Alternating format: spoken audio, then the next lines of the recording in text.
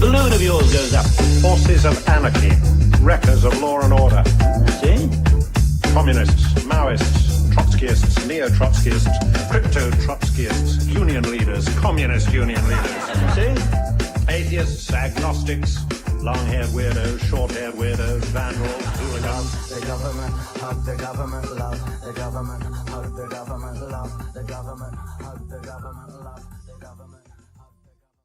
Hello everybody, today we're with Dr. Keith Crome from the Manchester Metropolitan University. Keith is a senior lecturer in philosophy and you are the programme leader for philosophy at MMU, is that right, Keith? Yeah, that's right. I am the acting programme leader, current programme leader for philosophy. Okay, so today we're going to be talking to you about sort of some of your general interest in philosophy. And one of the things I'm interested in is your interest in Lyotard, Jean Francois Lyotard, the French philosopher. First I'll begin by asking you: do you think Lyotard is falling out of favour a little? He certainly fell out of favour. Lyotard was most renowned in the English-speaking world for the publication of a very short work, The Postmodern Condition. It was 1979. Yeah, around the end of the 70s, maybe the start of the 80s, and it.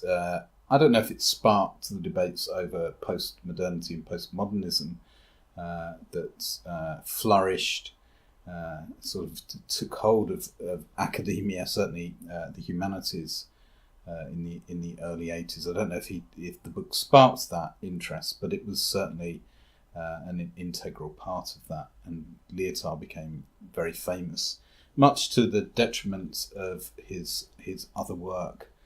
And subsequently, interest in his work declined, probably a bit through that association. So the postmodern condition isn't really a representative piece of work for him at all.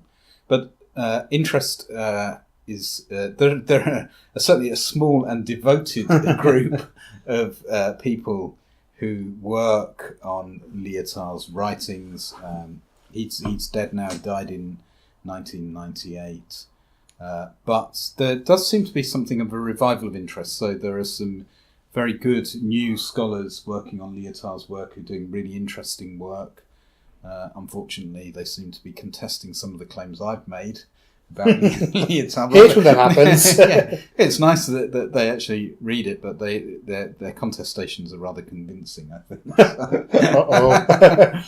But there's some good work, and in about 2010, I think, Lyotard's first major work, Discourse Figure, was published in an English translation. So the English translation of the work had been announced probably in the 80s, so it's taken a long time for it to come out, and it's concerned. Lyotard's concern in Discourse Figure is with art, and also around the same time, but probably 2011, 2012 to around 2014, Leuven University Press published 6 volumes of his writings on art, contemporary art and contemporary artists.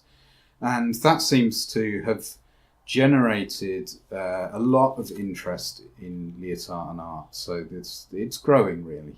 I think it's unfortunate, I guess, because when you think of, what's called postmodern philosophy, you think of, Lyotard is probably the last person you go to for better or worse. You probably think of Derrida, Foucault, or thinkers like that.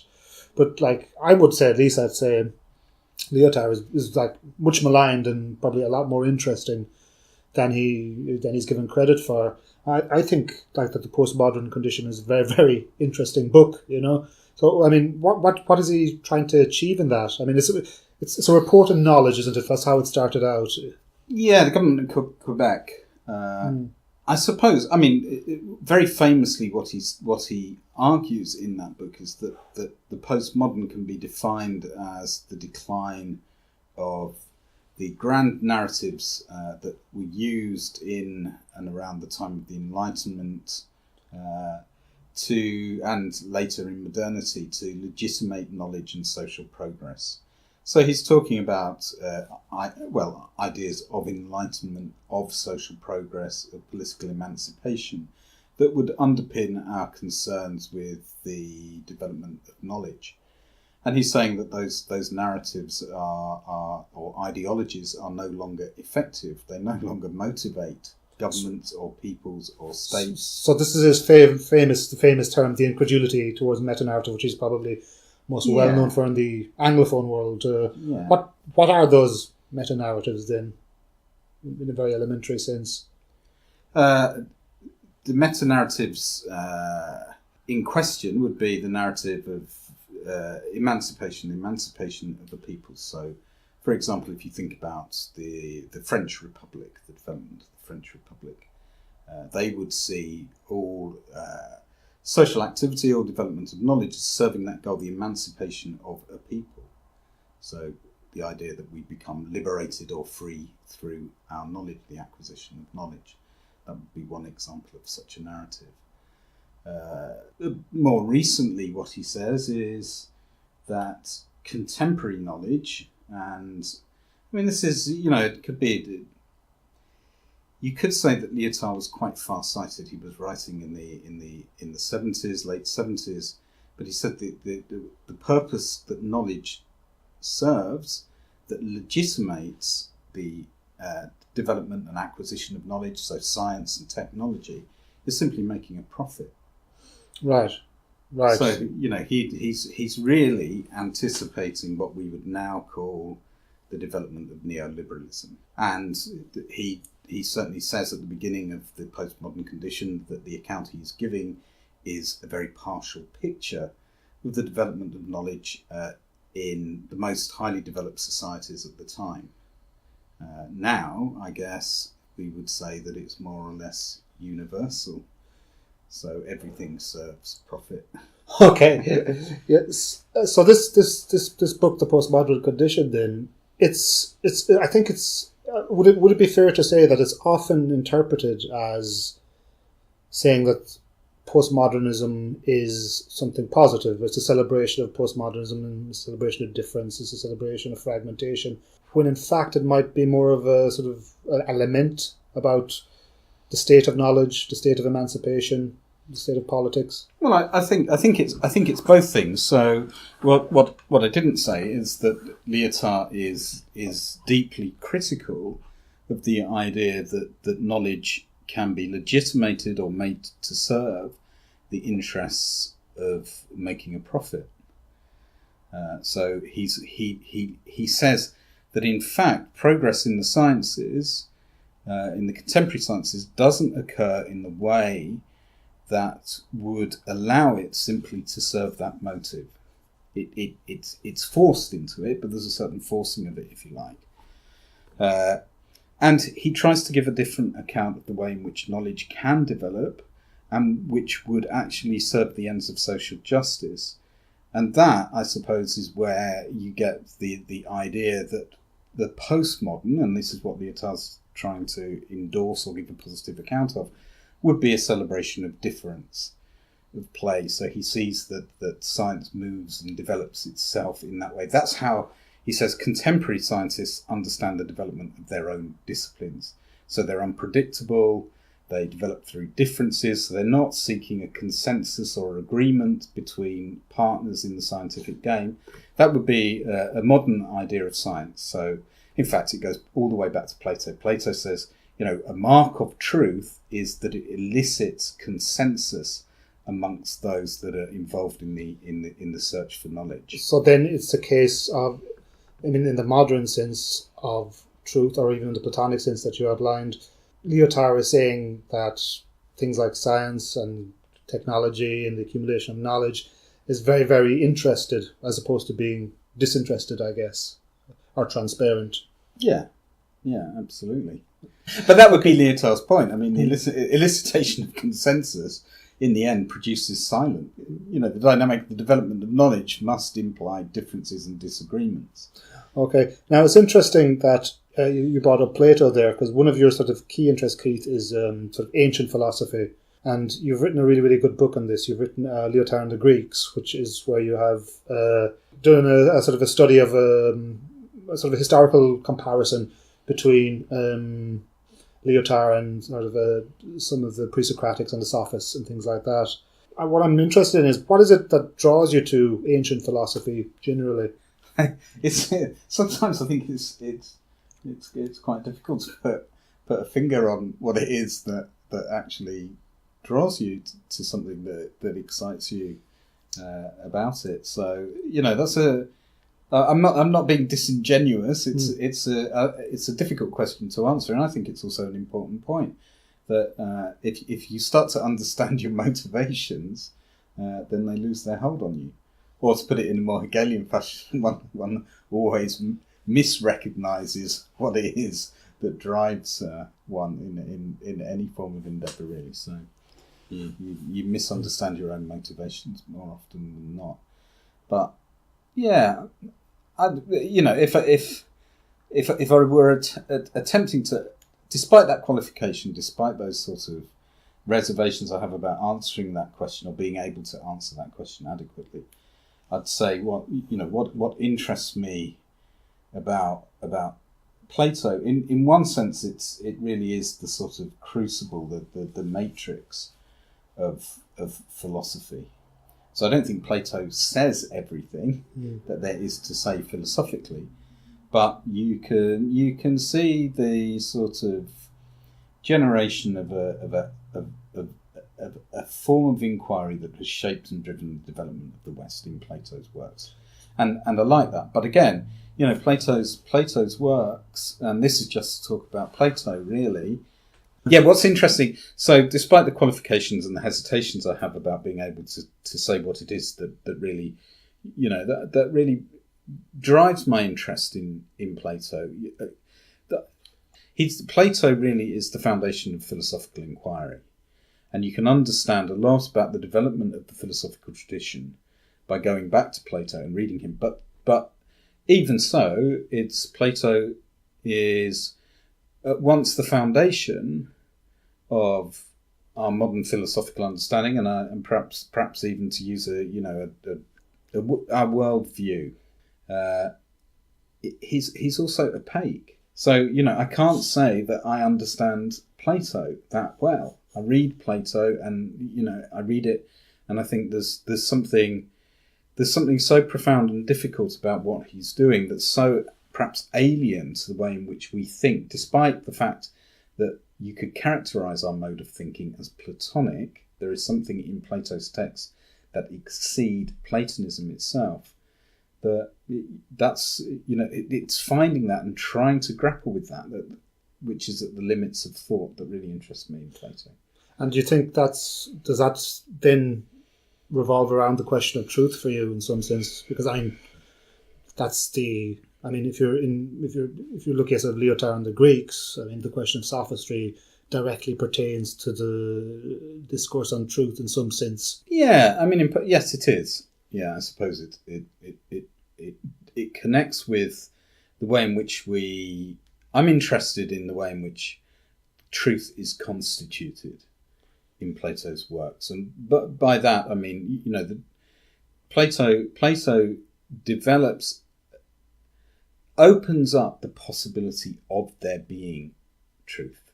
So one way in which, if I could, perhaps I can make that clear, what I'm really trying to get at, and what I'm talking about is by referring to the sort of responses to Plato that I get quite often from undergraduate students.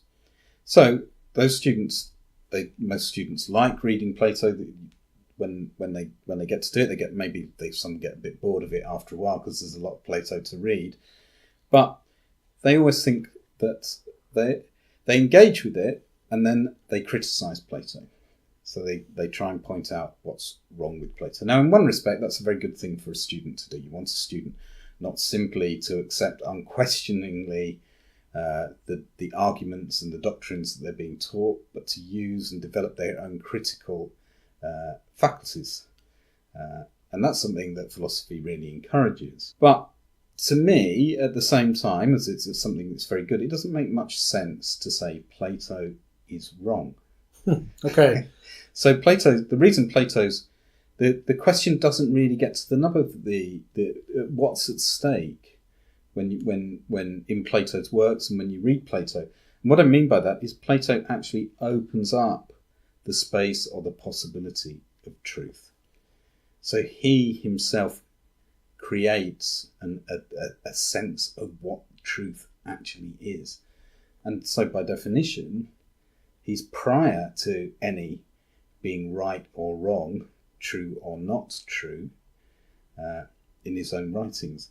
And that's, I think, where you start to get the political dimension as well in terms of what Plato's actually doing. So the question of the opening up the space or the place of truth that we inhabit is connected for Plato with the question of politics and the development of a political state. So truth is a political question then for Plato first and foremost. Yeah, so I alluded to Plato's, or referred to Plato's test for truth being consensus. And what Plato is actually saying there is, in order for something to be true, the condition of truth is that we all agree, or we all look at the world in the same way.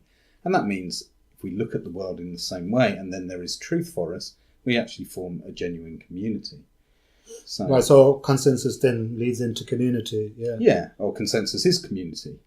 It's precisely that agreement, yeah. So that's precisely what's at stake in his work. Right, so that's a very different, I think, or is it a broader understanding of truth than you would get in, I guess, more conventional understandings of truth in philosophy, where truth is consensus between, I don't know, a subject and a state of affairs in the world, or truth is coherence, or truth is correlation.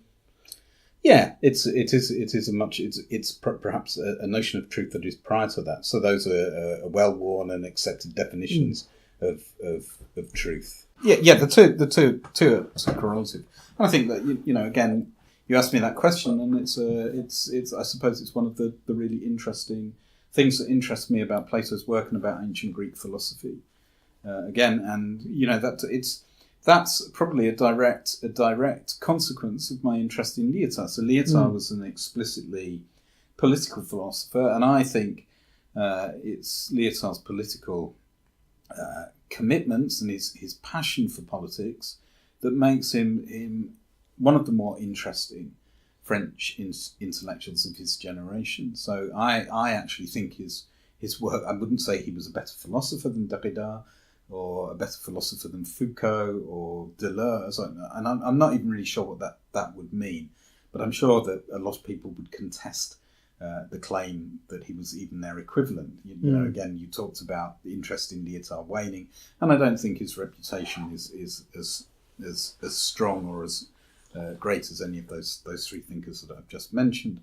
But he's really interesting as a political thinker. He was a member of a radical Marxist group. So in the early 50s, socialism or barbarism, was it? Yeah, socialism or barbarism, a small sort of, sometimes they're called Trotskyist, but I don't think they were there. But very small and very radical French group. It became very influential in its own right. So its other members were Claude Castoriadis and Lefort as well. So two major sort of French intellectuals from around the time. But Lyotard was a committed Marxist, and he was a committed Marxist for 10, 12 years, and in fact didn't publish very much other than political pamphlets, most of which were anonymous as well. So he wrote for Socialism or Barbarism, and he was their expert on Algeria and the Algerian independence struggle. But his political commitments really inform all of his work, and you see that in the postmodern condition as well. So this concern for the legitimation of knowledge and postmodernity, and the idea in which the development of knowledge can serve the ends or support social justice, is a concern that comes out of that, and it directly relates. It's the inverse correlation of the idea that a true world demands consensus. He says no. It's what knowledge develops, and the development of knowledge occurs through dissent and disagreement, struggle, polemic, and so he produces accordingly a different notion of community. So that would be a community that is structured by its differences and divisions rather than its identity. Okay, so what would you say then to, I guess, someone who would say that is precisely the nihilistic condition of the age? You know, the idea that it's difference that leads us away from truth. It's fragmentation that's besetting the world at the moment. You know, we talk about this idea that we're all in different silos now in social media. We're all in different bubbles. We're all in different little atomized centers without any effort to forge a sense of community which transcends them. I think. I mean, it's a good question. I think it's a fair question as well, and it's a question I sometimes ask myself, especially when I open the paper and read about Donald Trump and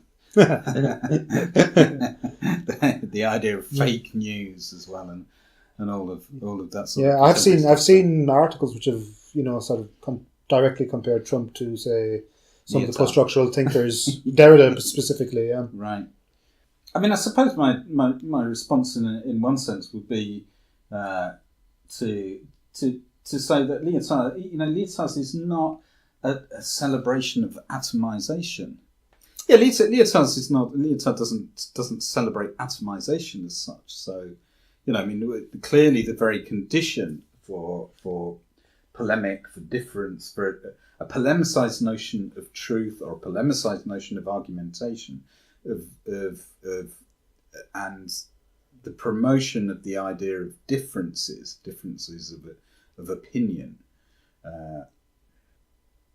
requires some form of contact. So Lyotard is not a sort of individualist at all.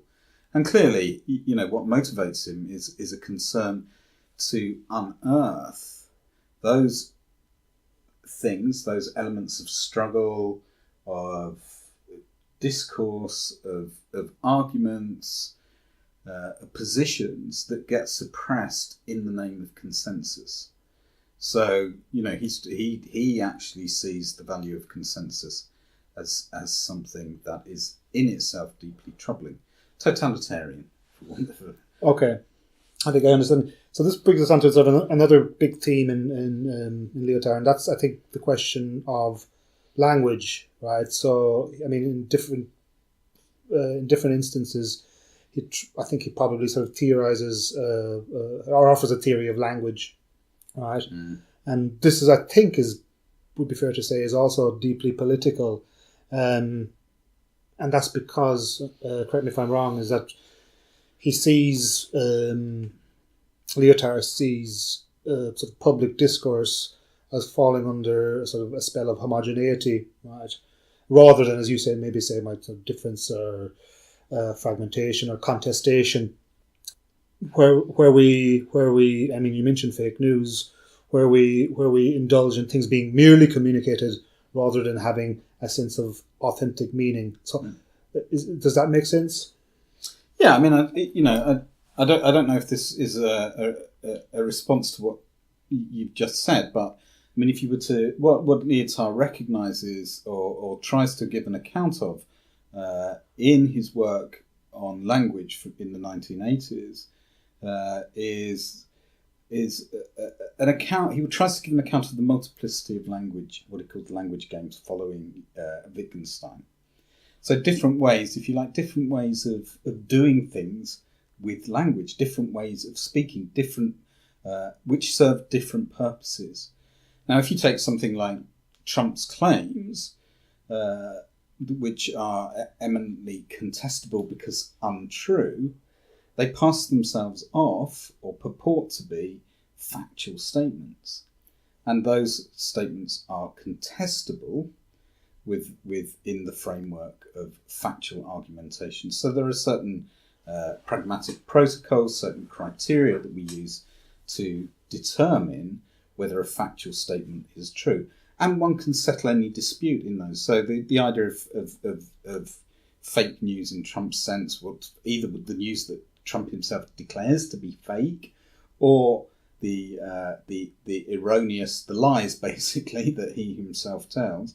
All of those can be settled. All of those can be adjudged and settled within the accepted rules for determining the validity of a factual statement. And there's nothing problematic about that.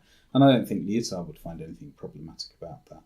One might even say, that's political. Those statements can have a political sense for Lyotard in a limited way. They're political because they're used by politicians and they're used to serve political ends. But Lyotard might also say that there are some statements, or somebody may have suffered from not being able to say something or establish a claim that is not in itself part of the factual register. And in that sense, trying to establish the truth of what they say would require a different form of language, a different language game, using different criteria and different protocols, and getting that established and recognised as a legitimate way of speaking would be an important thing. Right. So, there's a very specific instance of this, I think, that sort of Lyotard tackles, and he talks about Holocaust denial, doesn't he? Yeah. Yeah. So, if I recall, Lyotard discusses the question of Holocaust denial, and it's less a question, as you say, about verification of factual statements. So, where you might have, cranks saying that the Holocaust doesn't exist, or trying to behoove Holocaust survivors to prove the existence of Auschwitz with hard evidence. So what Lyotard would be saying in that instance is not that it's a question of verification, but that's more a question of would be legitimacy, or who has the right to speak, or a question of closing debate down.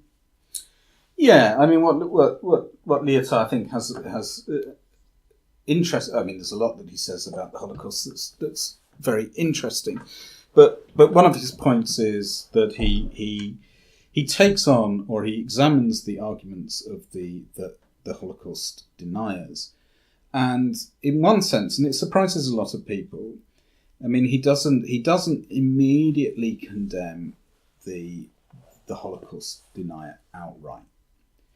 Clearly he's not sympathetic in any way to their position, but he says, that simply denying the Holocaust in itself.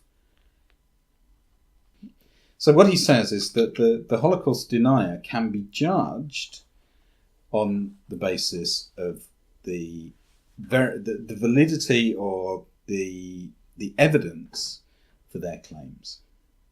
And that's one thing you can do with them. And obviously, he thinks they're wrong-headed, as do most people.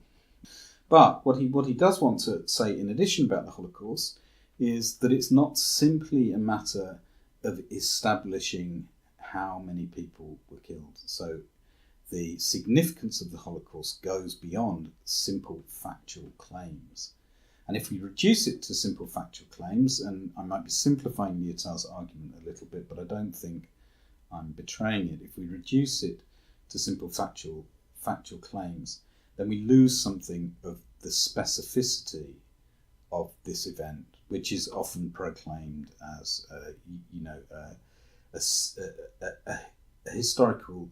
event of historical significance. So it changes the way in which we understand the course of history as well. So it's a very famous claim by Adorno that we can no longer understand Europe that produced the Holocaust to be progressing towards, in a rational way, towards an ethically and politically benevolent end. So that would be a meta-narrative then, I guess, that he would yeah. be, yeah. Yeah. So Western culture, European culture in itself is ethical, benevolent, politically good. And so that is actually thrown into question by that. But Lyotard says, yes, yeah, absolutely, that is the case. But if we're really going to sort of measure the significance of the Holocaust, then we can't just do that in factual terms. That doesn't in any way really touch or exhaust the significance. Okay, so so he's saying that the factual accounts of the factual verification of these events is only a very, very limited, gives a very, very limited account of what actually took place historically, politically. Yeah. Okay. Now, what then is? I think. What would you say then? That is there an ethical remit within Lyotard, or is he? I mean, I guess I'm asking specifically about the question of the inhuman here in Lyotard. Well, maybe could you explain briefly what he means by that first, and then we can ask about the ethical remit of it afterwards. Yeah, I mean, his idea of the inhuman is put forward in a series of works, probably that are around the late 80s, early 90s. And he says there are two types. For Lyotard, he says there are two types of inhumanity that often get confused. So there's sort of inhumanity of the development of the techno-scientific system. So that would suggest that there are dehumanizing effects to the development of science and technology. Yeah, with all of the misery and problems that development entails. So you'd say that was dehumanizing. Yeah. And then there's a second form of inhumanity, and he says that inhumanity is that which in us remains opaque and resistant to the idea of those things that we identify with human being, rationality, for example, or understanding.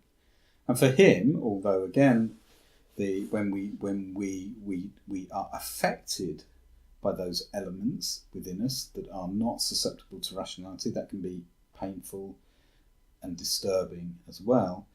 But in a sense, that is the resource by which we are able to, or it's that which resists the developments of technoscience as well, and its mastery of the world, and it's turning us into really sort of, cybernetic.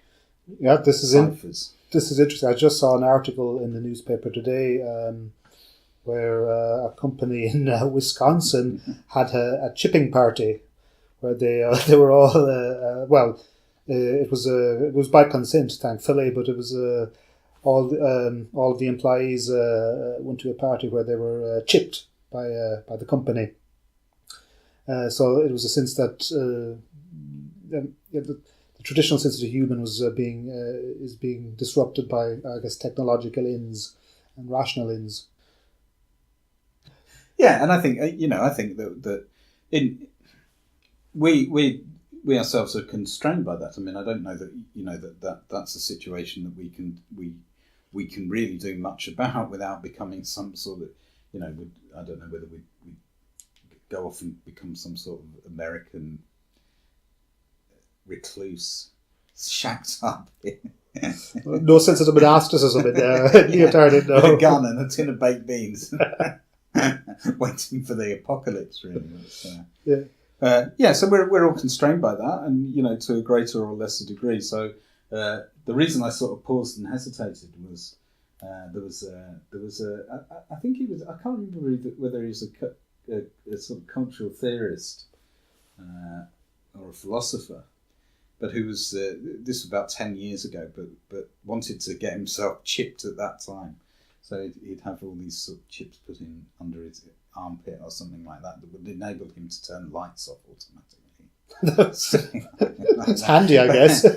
Yeah, which seemed like a slightly, a very ridiculous thing at the time. But I guess we're all more or less constrained by it. We all have our mobile phones, we all have our iPads, our laptops. Yeah, so, I mean, this runs against a lot of sort of philosophical thought at the moment. I mean, I mean, I think, like, say, someone like Steven Pinker has a book out recently talking about, how things are getting progressively better, Yeah. But it's quite it runs anathema to a lot of philosophy, this thesis, doesn't it? That there's something about our rationality that is bad for us rather than liberating. Yeah, I mean, I suppose it's one of the central paradoxes of philosophy that that rationality seems to be that power that will provide us with our own emancipation by virtue of our ability to understand the world. We're able to not only operate in it and operate efficiently, but to change it, to change the world. And that means, presumably, to change it to make it better, so we can liberate the forces of energy from the earth in order to make the world more habitable and hospitable for ourselves. And obviously, there's that understanding of the world, or that understanding of what it is through the power of reason, does throw up problems, and again, there'll be a lot of political debate and people will argue over whether that's positive or negative, whether the employment of technology has actually been a benefit to us or whether it's detrimental to us. So, do we cause more problems than we solve by the use of technology? But there's a different issue insofar as, or a more profound issue insofar as, it through reason works by positing causes. And as soon as we start to understand the causes of our own being, then we deprive ourselves of any freedom whatsoever. So we create ourselves as beings that lack any freedom and that are fundamentally constrained. So we then become, I guess this is the ethical dimension of it, then we become determined rather than free. Yeah. And hence inhuman. Yeah. So we become determined and inhuman, unfree and inhuman. And that which resists that determination is another form of inhumanity. That which is if you identify the human with reason, or if you identify the human being with the capacity to use language, it's that within us which seems to be at the limits of the sayable or the thinkable. And that in itself is something that again motivates us and drives us on. So. Okay, so one of the other things that I wanted to talk to you about is, because I know you've got a great interest in the question of education in a philosophical sense. Is there a link between your work on Lyotard and ancient philosophy and your interest in education? How does that motivate it? Yeah, there's an intrinsic link, I think, between philosophy and education. So the idea of philosophy, as I said, what Plato seeks to do is establish the true, not particular truths, but to establish the true. And in order to do that, that requires a movement of the understanding, or as Plato would call it, the soul. Oh, this is what he calls metanoia, or the turning of the soul. Yeah. Turning around of the soul. So again, what I said about Plato is that, Plato, it sees that a correlative of establishing truth is establishing a community of the true as well. And that's what makes him political. And the way in which you do that, establish that community, is get people to look at the world in the same way. And that requires a turning around of the soul. And that turning around of the soul, that movement of the soul, or movement of the understanding, is what we call education. So education can only take place in a group, effectively, then? Yeah, it depends a little bit what you mean by that. Sure, obviously you can have an educational situation that occurs between one person or another, and it's it would be possible for somebody with certain provisos, so I don't think you could talk about somebody, a child, a natural child, one of these, what are they called, the children that get lost and grow up in the company of wolves or whatever, and then discovered. Very, very popular, I think, in the 19th century. But you could, with certain provisos, you could imagine somebody educating themselves, and even certainly once we've acquired certain skills and abilities, that's what we expect of people. So at a certain stage in the educational system, people are required to teach themselves. They do a PhD, and that's more or less what a PhD is. But yeah, broadly, it would be difficult to think of an education that occurred in isolation. Yeah, so even when you say study in isolation, you're sort of entering yourself into an intellectual community or an intellectual history or an intellectual set of ideas. Yeah, absolutely. I mean, again, there's very different ways in which one can account for the process of education, or even say what education is. Education, you could say, is an enrichment or a deepening of experience, and that means an opening out of the world. Or you can say, education is that process by which you learn to look at yourself from another perspective. So there does always seem to be an otherness involved in education as well. It's not, I think it would only be a very sort of rigid Cartesian that could understand education as a model of the understanding coming only to understand itself because it encounters nothing else. Bad news for the autodidacts. Okay, so I guess then trying to bring it back to the question of Lyotard then is like in sort of contemporary education perhaps. Do you see this, what Lyotard, or what we've been talking about, what Lyotard calls the logic of performativity, the logic of efficiency, is that in some way diminishing the practice of education? Yeah, I think it. Yes, I think it is. I mean, if you mean within its institutional settings, then yes, I do. I do think it is. I mean, it tends to be the case that we concentrate on performance in a very narrow sense with children and students. Yeah, so we talk about league tables and all of this thing that parents worry about. Yeah, and they fixate on the results as well.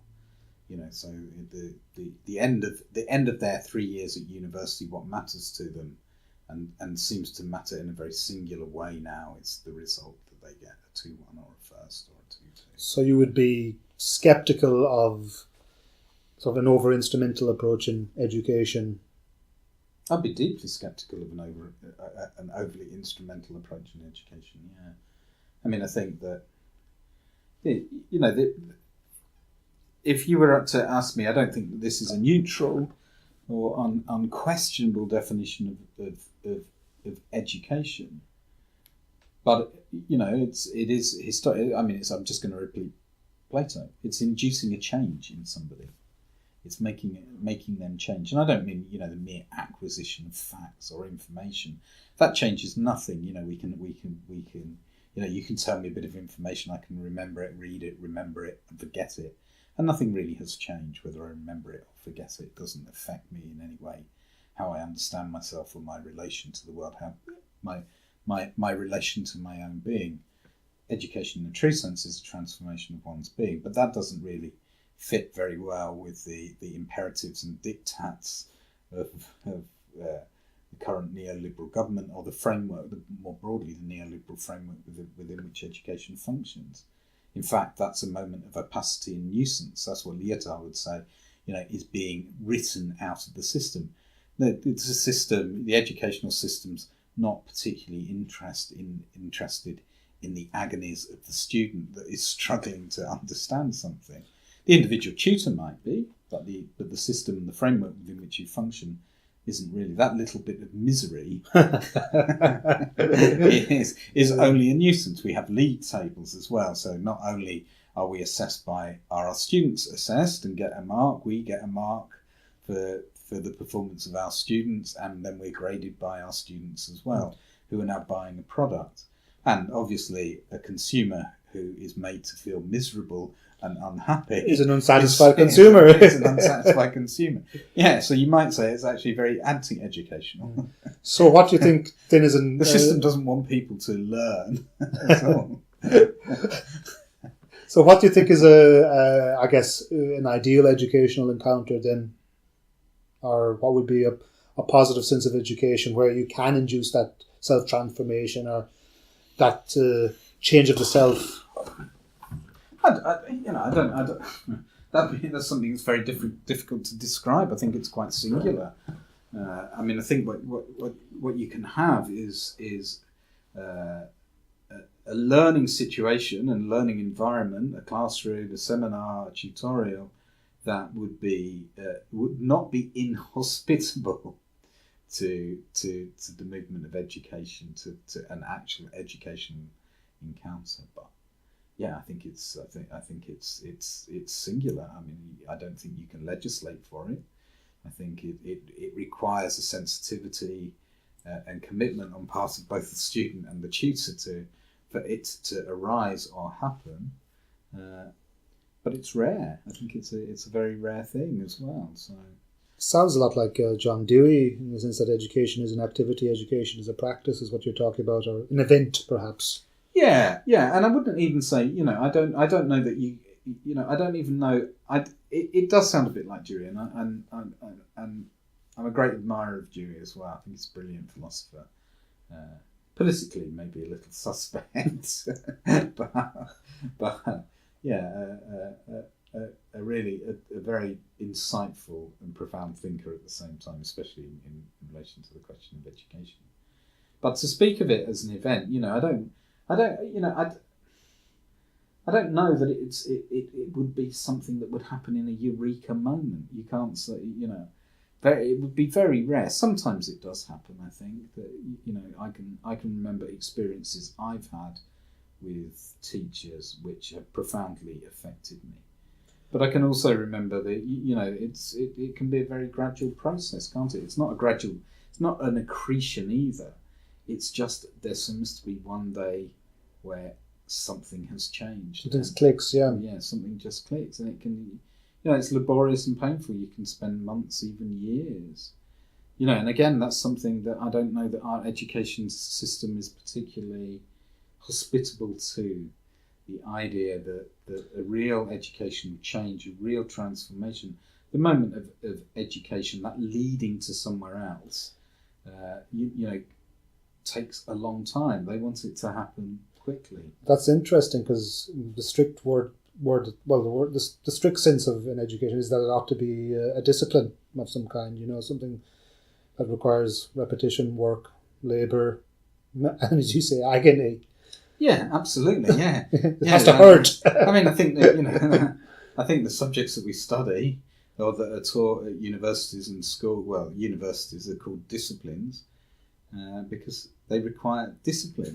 It's very monastic, perhaps very scholastic, monastic idea of education. But yeah, they do require discipline, and I think it's a physical. It's not merely intellectual discipline as well. There's a problem in thinking about education in terms of an activity of the intellect alone. And I think Dewey's really good on that. Dewey says, education occurs bodily. So what do you mean by bodily, Keith, in regard to education? I mean,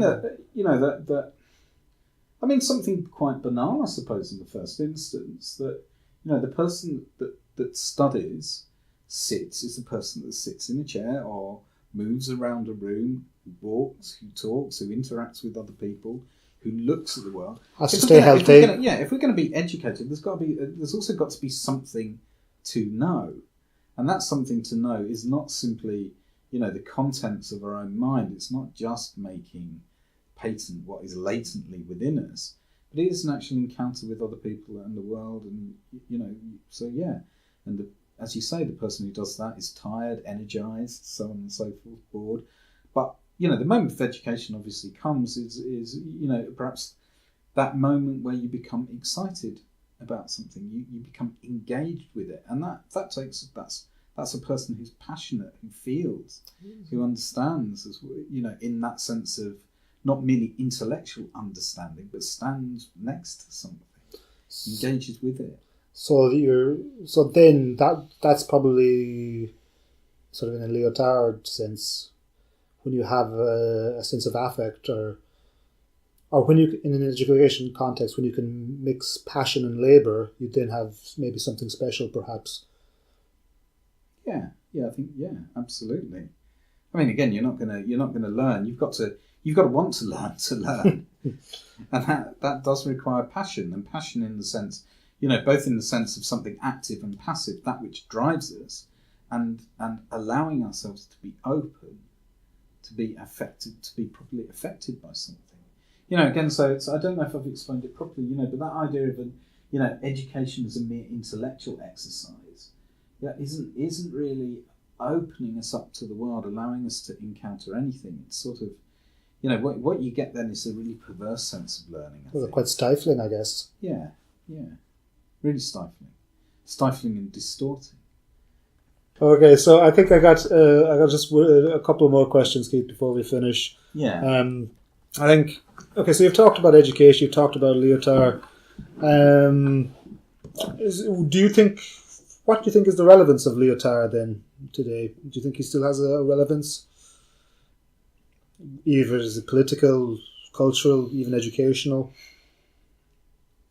I suppose I do. Yeah, I can't. It's a difficult question for me to answer, but yeah, if I were to not be cynical and answer it, then yes, I do think he has a relevance. I think his writings on arts and politics do draw us to those things that we're in danger of losing in terms of current ideology and political practices. So yes, I do think he is, and I think he's, perhaps even beyond that, beyond anything that he specifically says, there's just the provocation of a thinker who was committed to social justice, and it was committed to change and to the ability of philosophy, and perhaps even the ability of teaching, to produce change as well, or to encourage people to improve the material conditions of humankind. Well, I don't know if you'd say improve the material conditions of humankind. He might have some hesitation over the idea of the improvement of matter. But yeah. Okay, and the last question. Yeah, clearly he was not, at the end of his career, Lyotard was not a Marxist. In as much as, and you would expect this of a philosopher. You don't expect philosophers necessarily to be dogmatic adherents to previous theories, and he was critical of many aspects of Marxism and of Marx, but he seemed to hold quite steadfastly, and maybe this would be contested by some Lyotard scholars, but my view is he held quite steadfastly to the idea that the proletariat were wronged by capitalism. Okay, so that's a good place to end, I think, Keith. I have one last thing to ask you. Is there anything you've read recently that would be helpful for our audience to read, or any poetry, any music, or any articles even that would help make sense of the things we've been talking about today? Yeah, I think so. You and I both have been reading Richard Sennett, and Richard Sennett is a sociologist or a thinker, a philosopher whose work I greatly admire. So The Corrosion of Character. That's a great book. That's a great old book. Yeah, which is gives again a fairly pessimistic diagnosis of what we've lost as a culture or a tradition within the West, really, in terms of character. So Sennett's thesis seems to be, to me, that character is a virtue, or is made up of virtues, and to have a good character, or to even have character, requires a sense of our own longitudinal development and our own longitudinal goals, and the short-termism and rapidity of flexible capitalism and the system that constrains us all deprives us of that opportunity to think of our own development towards long-term goals. And that means to have a sense of our own characters, really, which is we're losing. Okay, Keith, thank you very much. Come on, Jimmy. Who are you going to fight against when this balloon of yours goes up? Thank you for listening to The Well. Our theme tune is Love the Government by El Papa Giraffe and is licensed under Creative Commons. You can follow us on iTunes or your preferred podcast app. Trotskyist, union leaders, communist union leaders, atheists, agnostics, long-haired weirdos, short-haired weirdos, vandals, hooligans. The government, hug the government.